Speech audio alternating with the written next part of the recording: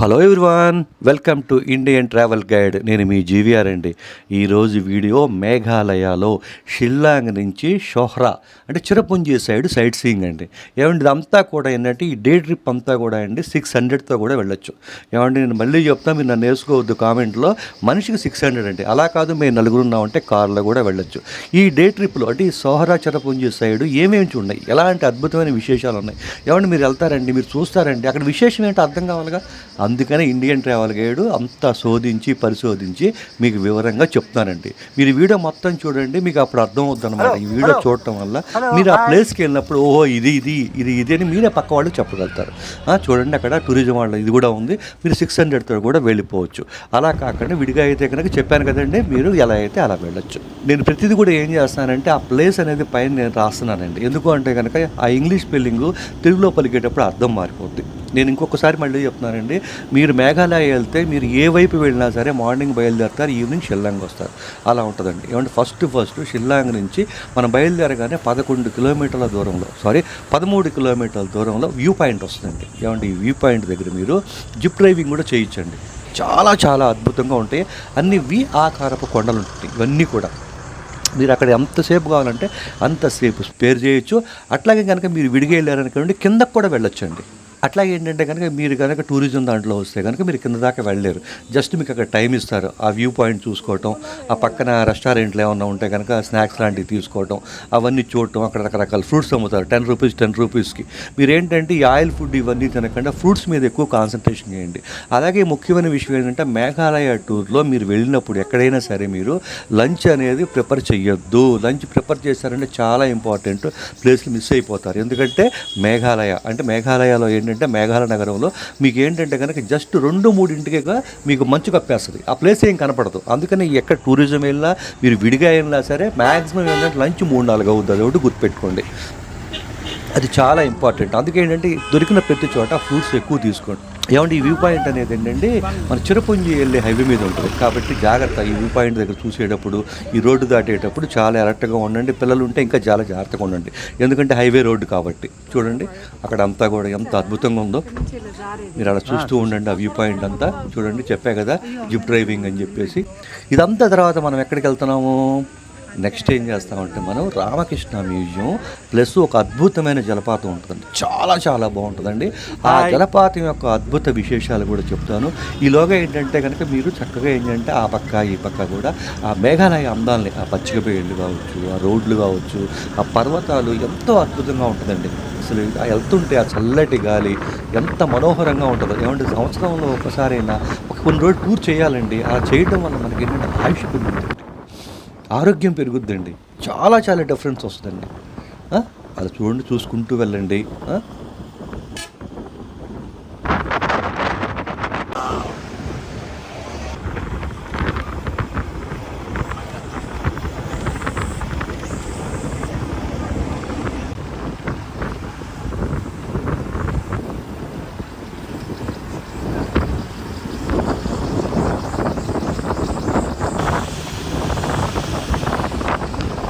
అదిగోండి దూరంగా కనపడుతుంది కదా, అదే రామకృష్ణ మ్యూజియం.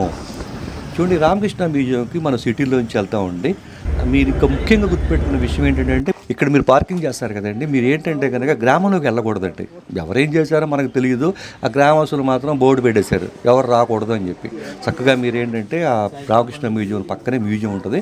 ఆ మ్యూజియంలోకి వెళ్ళండి. ఈ మ్యూజియంలో అనేక రకాల పనిముట్లండి, పురాతనమైన మేఘాలయలో వాడిన అనేక వస్తువులు కానీ ఇవన్నీ ఉంటాయి. అన్నిటికి మించి ఏంటంటే అండి ఇక్కడ మేఘాలయ ఏంటి 7 సిస్టర్లో ఒకటి కదా, ఆ 7 సిస్టర్స్ సంబంధించిన ప్రతి స్టేట్ యొక్క ఆచారాలు, సాంప్రదాయాలు అవన్నీ కూడా అద్భుతమైన కళాఖండాలు ఈ మ్యూజియంలో ఉన్నాయండి.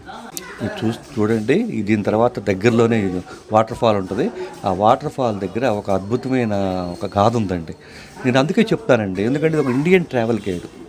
ఈ ట్రావెల్ గైడ్లో ఏంటంటే మీకు కేవలం చూపించటమే కాదండి, అక్కడ విశేషాలు చెప్పాలండి. తెలిస్తే మనకు అర్థం అవుతుంది, ఓ ఇదా విషయం అని అర్థం అవుతుంది అనమాట. ఒక అద్భుతమైన ప్రకృతి చూస్తాము, పచ్చిక బయళ్ళు చూస్తాము, అన్ని రకాలుగా ఆనందపడతాం. కానీ అక్కడ విశేషం తెలవాలిగా. నేను వాటర్ ఫాల్ దగ్గరికి వెళ్ళే ముందు మీకు చెప్తానండి. ఒకసారి వాటర్ ఫాల్ చూసిన తర్వాత అక్కడ నేను మీకు చెప్పాను అనుకో, మీకు ఏంటంటే అక్కడ కరెక్ట్గా తెలుస్తుంది. చూడండి ఈ మ్యూజియం మొత్తం కూడా హ్యాపీగా మొత్తం చూసేయండి. ప్రతిదీ కూడా హ్యాపీగా ఫోటోలు తీసుకోవచ్చు, వీడియోలు తీసుకోవచ్చు. ఎలాంటి ఇబ్బంది ఉండదు.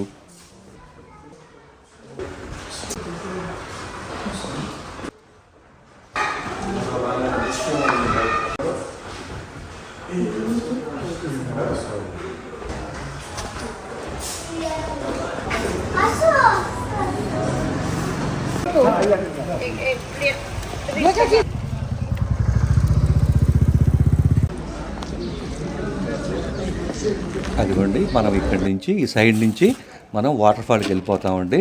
ఈలోపు ఏంటంటే చెప్పాను కదా నేను, ప్రతి చోట కూడా ఒక డిఫరెంట్ ఆఫ్ ఫుడ్ ఉంటుందండి. ఆయిల్ ఫుడ్ కాకుండా మీరు ఏదైనా తీసుకోండి. జర్నీలో వాటర్ ఎంతవరకు కావాలో అంతవరకే తాగండి. ఫ్రూట్స్ తీసుకోండి. అదిగోండి, మనం వాటర్ ఫాల్ వైపు వెళ్తున్నాము. ఈ వాటర్ ఫాల్కి ఒక అద్భుతమైన విశేషం ఉందండి. మీరు అక్కడికి వెళ్ళిన తర్వాత చూస్తే అసలు సంభ్రమాశ్చర్యాలకు లోనవుతారండి. అసలు వెళ్ళే దారి కూడా చూడండి ఎంత అద్భుతంగా ఉందో. మేఘాల నగరం, మేఘాలయ అని ఊరికే అనలేదు కదా. ఏమంటే చాలా చాలా తక్కువ బడ్జెట్లో అయిపోద్దండి. కూర్చోమన్నారు అక్కడ. అదిగోండి, వాటర్ ఫాల్ మెయిన్ ఎంట్రన్స్ దగ్గరికి వచ్చాము. జస్ట్ ఎంట్రన్స్ 100 రూపీస్ ఛార్జ్ చేస్తున్నారు.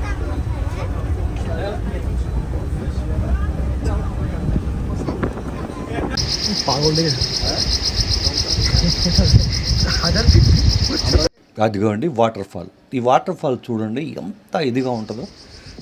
అస్సలు 2 కళ్ళు చాలు అన్నమాట, అంత అద్భుతంగా ఉంటుంది. ఏమండి, ఇంత అందమైన అద్భుతమైన ఈ లొకేషన్లో ఉన్న ఈ వాటర్ ఫాల్ కండి ఎంత రమ్యంగా ఉంటుందో, ఎంత అద్భుతంగా ఉంటుందో అంతకు మించిన విషాద కాదు ఉందండి. ఒకప్పుడు ఏంటంటే ఇక్కడ లిక్కై అని ఒక ఆమె ఉండేదంటండి. ఆమె ఒక వివాహం చేసుకుంది, సంతానం కలిగింది, ఒక ఆడపిల్ల కలిగింది, భర్తతో హ్యాపీగా ఉంటుంది. కానీ ఏమైంది ఏంటంటే విధివశాత్తు ఆ భర్త ఈ కాలం చేశాడు. దాంతో ఏంటంటే ఎంతో కాలం ప్రయత్నించింది బిడ్డను పెట్టుకొని ఎలాగైనా బ్రతుకుదామని చెప్పి. కానీ ఏమైందంటే కనుక ఎక్కువ కాలం సాగలేక, ఒంటరిగా ఉండలేక వివాహం చేసుకుందండి. మళ్ళీ ఆమెకు కూడా ఒక సంతానం కలిగింది, రెండో భర్త నుంచి కూడా సంతానం కలిగింది. ఆ కలిగిన తర్వాత ఏమైందంటే ఆ రెండో భర్తకి మొదటి భర్త బిడ్డను చూసేటప్పుడు విపరీతమైన కోపం జెలసీతోటి ఊగిపోయేవాడంట. అది ముదిరి ఏమైపోయిందంటే ఆ యొక్క నికృష్టుడు ఏం చేశాడంటే ఆ పిల్లని చంపి వండి ఆమెకే పెట్టాడంటండి, లీకేనే ఆమెకి. ఆ తర్వాత ఆమెకు తెలిసిందంట. తెలిసేసి అమ్మో తట్టుకోలేకపోయిందంట. ఏం చేయాలో అర్థం కాక మీరు చూస్తున్నారు కదండి, ఆ జలపాతం పైనుంచి కిందకు దూకి ఆత్మహత్య చేసుకుందంటండి. చూడండి, అందమైన జలపాతం వెనక, ఈ వాటర్ ఫాల్ వెనక ఎంత విషాదమైన గాథ ఉందో. చూడండి, ఆ పైనుంచి అసలు ఆ వాటర్ పడుతుంటే. యాక్చువల్గా నేను వెళ్ళింది ఏంటంటే కొద్దిగా సమ్మర్కి కొద్దిగా ముందనమాట. యాక్చువల్గా ఏంటంటే కరెక్ట్ కనుక మీరు రెయిన్ సీజన్లో వస్తేనండి మీరు అక్కడి నుంచి మీ మీద తుంపలు పడతాయి. అట్లాగే నేను ఇంకో ముఖ్యమైన విషయం చెప్తున్నాను కదండి, మీరు కనుక లేట్ చేశారండి ఇట్లాంటి వాటికి, అంటే ఈ వాటర్ ఫాల్ లాంటికి వచ్చినప్పుడు మీరు లేట్ అయ్యారా, 2 దాటారా, ఒక్కొక్కసారి మొత్తం ఏం కనపడదండి, మొత్తం మూసుకుపోద్ది. ఇంత దూరం వచ్చి డిసప్పాయింట్ అవ్వకూడదు. 1-2 సార్లు చెప్తానండి. శుభ్రంగా ఇక్కడ ఈ వాటర్ ఫాల్ దగ్గర విపరీతమైన షాపింగ్ ఉంటుందండి. రకరకాల బొమ్మలు, రకరకాల వస్తువులు చాలా చాలా అమ్ముతారు.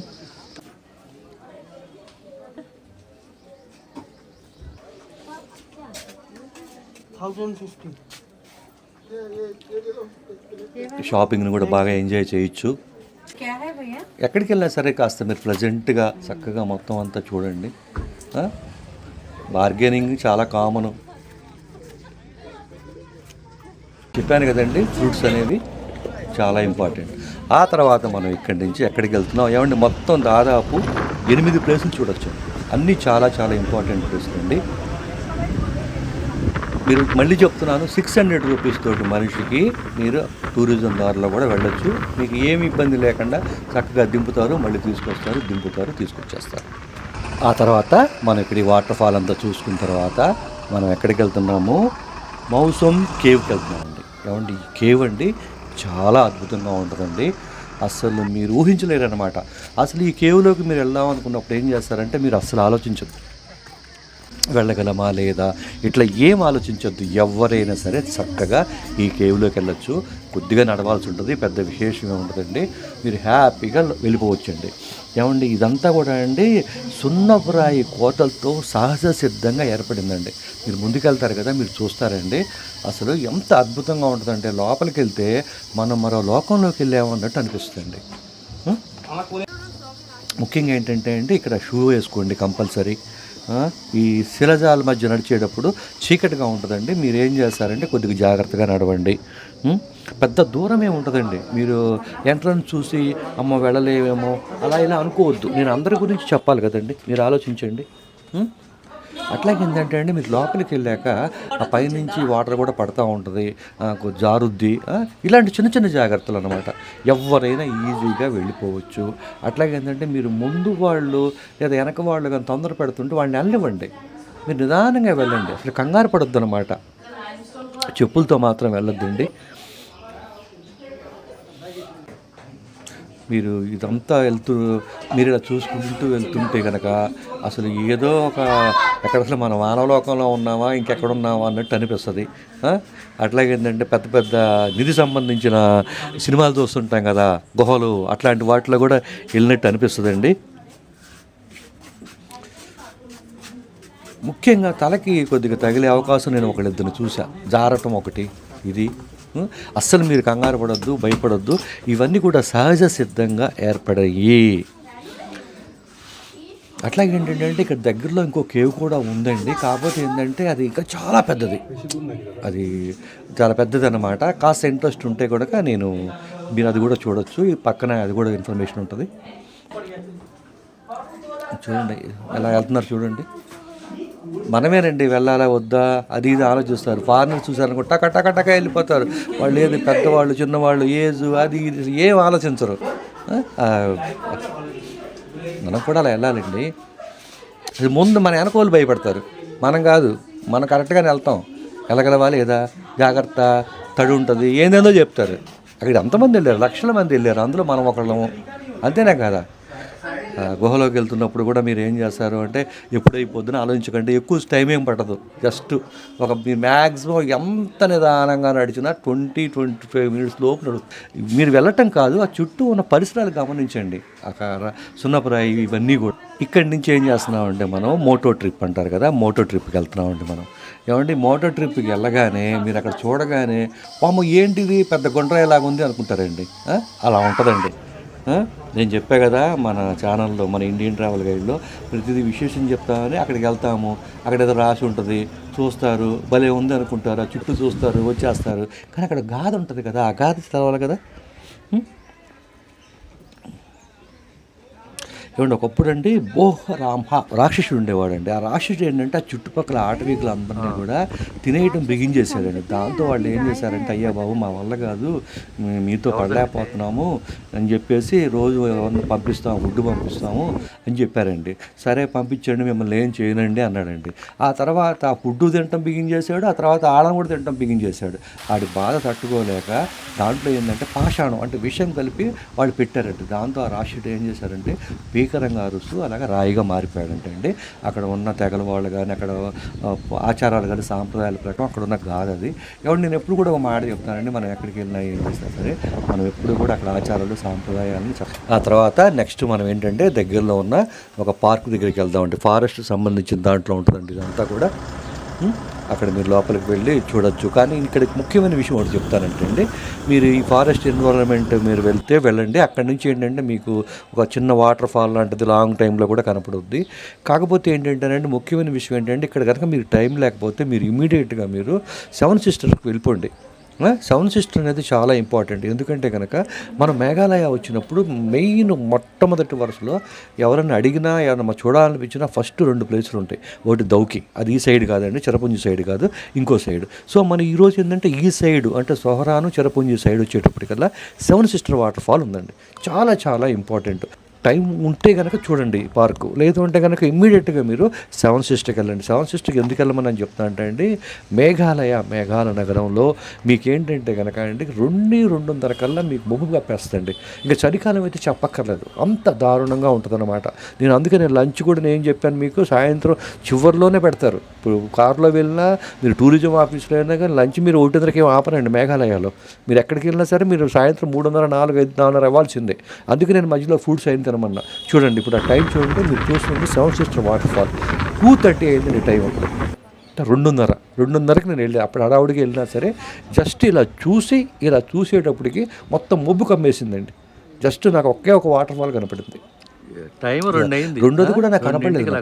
ఇక చూసేటప్పటికి అర్థమైంది. అప్పుడు నాకు అర్థమైంది, అబ్బా ఈ విషయం తెలుసుంటే కాస్త ముందు వచ్చేవాళ్ళమే అనుకున్నాము. కాకపోతే ఏంటంటే మేము మధ్యలో కొంత లేట్ చేసాం దానివల్ల అనమాట. అక్కడ మీరు అకామిడేషన్ కూడా తీసుకోవచ్చండి, అక్కడ ఉండొచ్చు హ్యాపీగా. పైనుంచి ఆ వాటర్ ఫాల్ని ఎంజాయ్ చేయొచ్చు మార్నింగ్ ఈవినింగ్ కూడా. అంత అద్భుతంగా ఉంటుంది సెవెన్ సిస్టర్స్. నేను ఎందుకు ఈ వీడియోలో నేను చివరి వరకు వీడియో చెప్పింది మీకు అర్థమైందండి. చూడండి కేవలం ఒక 1 అవర్ టైం. మీరు ఇంకా దౌకీలో కూడా ఇదే ప్రాబ్లం ఫేస్ చేసాం. ఒక టూరిజంకి వెళ్ళినప్పుడు పూర్తి ఇన్ఫర్మేషను తెలుసుకొని వెళ్ళటం ద్వారా చాలా మనీ కలిసి వస్తుంది, చాలా టైం కలిసి వస్తుంది. ప్లస్ అన్నిటికీ మించి మేము పర్ఫెక్ట్గా మనం చూడగలం. అనవసరమైన ప్లేస్లు చూసి అక్కడ ఇబ్బంది పడతాం, ఏం లాభం చెప్పండి. ఇందాక మన పార్క్ దగ్గర కొంతసేపు ఉన్నాం అనుకోండి, ఏమయ్యేది. కాబట్టి ఆ టైంకి వెళ్ళండి. చూడండి ఆ తర్వాత next last point echo park. అంటే ఈ సొహరా చెరుపుంజి వైపు చాలా ఉంటాయండి. కాకపోతే ఏంటంటే 2-3 సార్లు కూడా వెళ్ళాల్సిన పరిస్థితి ఉంటుంది. అంటే ఒక రోజులో ముఖ్యమైనవి కూడా నేను చెప్తున్నానండి.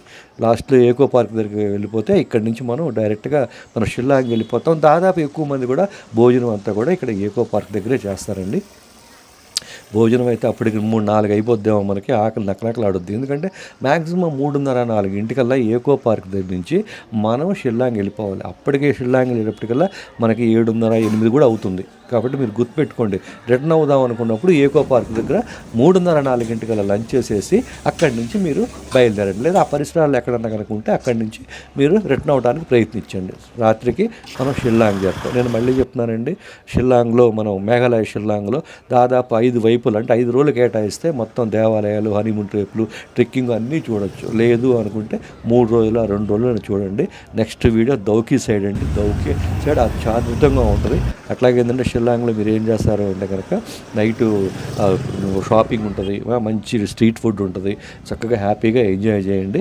నెక్స్ట్ నేను ఏం చేస్తాను అంటే కనుక నెక్స్ట్ దౌకీ వీడియో అస్సలు మిస్ అవ్వద్దు. ఏమంటే మన ఛానల్లో కూడా ఎప్పుడు కూడా జాగ్రత్తలు చెప్తాము, ఇన్ఫర్మేషన్ చెప్తాము. అదే మీరు చూస్తున్నంతా కూడా పోలీస్ బజార్ అండి. మళ్ళీ మరో వీడియోతోటి BGVR. Thank you.